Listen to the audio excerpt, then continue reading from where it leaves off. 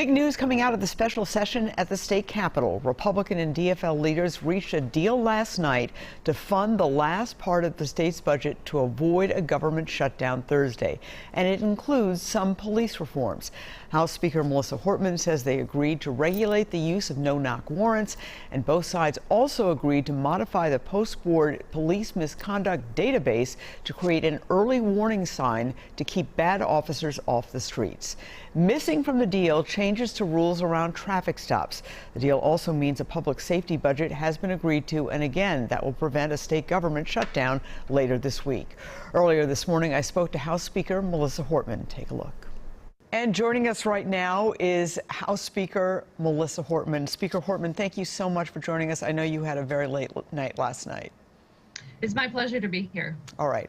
Let's talk about the police reform compromise. One of the things that was not in it is something I know you wanted and the People of Color Caucus wanted very much, and that was addressing police stops. Tell us about that. Yeah, first of all, I think it's important to think about this bill as the public safety and judiciary budget bill. There is criminal justice reform that impacts the judiciary, but I wouldn't be talking about it as a police reform and accountability bill, because most of the reform in this bill is on the judiciary side. We really looked at fines and fees and other aspects of the judicial system that will cause change. We in the House wanted to change some things that are really fundamental to policing. We wanted to make things easier and more safe for both law enforcement and community, but the Senate was unwilling to have those reform conversations at all. So the House really sought to establish a sign and release warrant. So if somebody misses a court date and they have an interaction with law enforcement could simply let them know that they had missed a court date and would not need to take them into custody.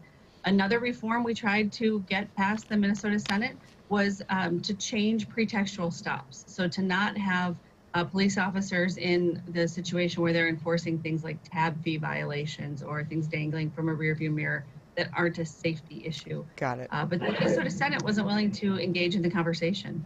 Let me ask you about one of the measures here, because if this has teeth, this is really a big deal, because this is the heart of the matter.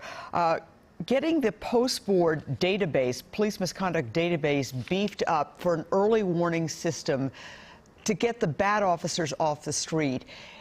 I can see that working if an officer is going from department to department. Will that work within one department, let's say within the Minneapolis Police Department? Because Derek Chauvin had numerous complaints.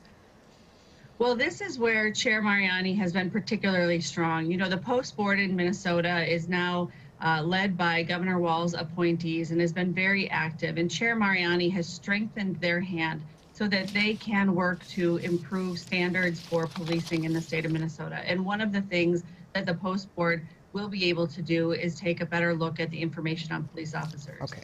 We'll be debating this fully on the House floor on Tuesday, where I'm sure we'll get into the ins and outs of all these provisions. But Chair Mariani has been really good about looking at long-term reform and empowering the Post Board to do a better job of overseeing policing in the state of Minnesota. One creative thing that really stands out that you were able to accomplish is this $250 million in bonuses for essential workers. As you said when this was coming up, there are so many heroes here. Tell us about how that is going to work.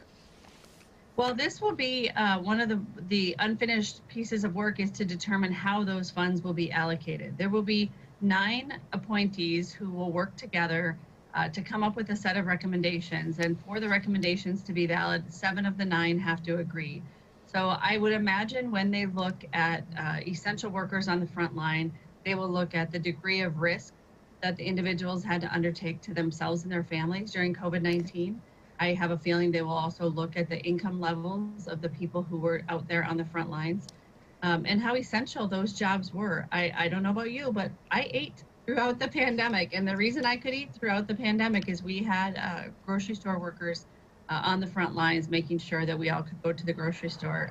There were EMTs who took folks to the hospital who had COVID-19. So there's a lot of heroes. Are you going to be setting up an application process for our viewers who could qualify for this? No, I think what probably will happen, it'll be similar to the bill that we passed last December, where we gave assistance to small businesses impacted by COVID-19. There will be categories of workers that are identified, and then the money will be distributed to them. All right. So this means no government shutdown on Thursday. Well, that's right. The House has passed the vast majority of the state budget. The Senate, I don't think, will be far behind us. Yesterday was a very active day in the Minnesota House. We passed the education budget and the Health and Human Services budget. So together, I think those are nearly 80% of the state budget. All right, and a lot more education money for school kids, $1.2 billion over the next 4 years. Speaker Hortman, thank you so much for joining us. Thanks for having me. Absolutely.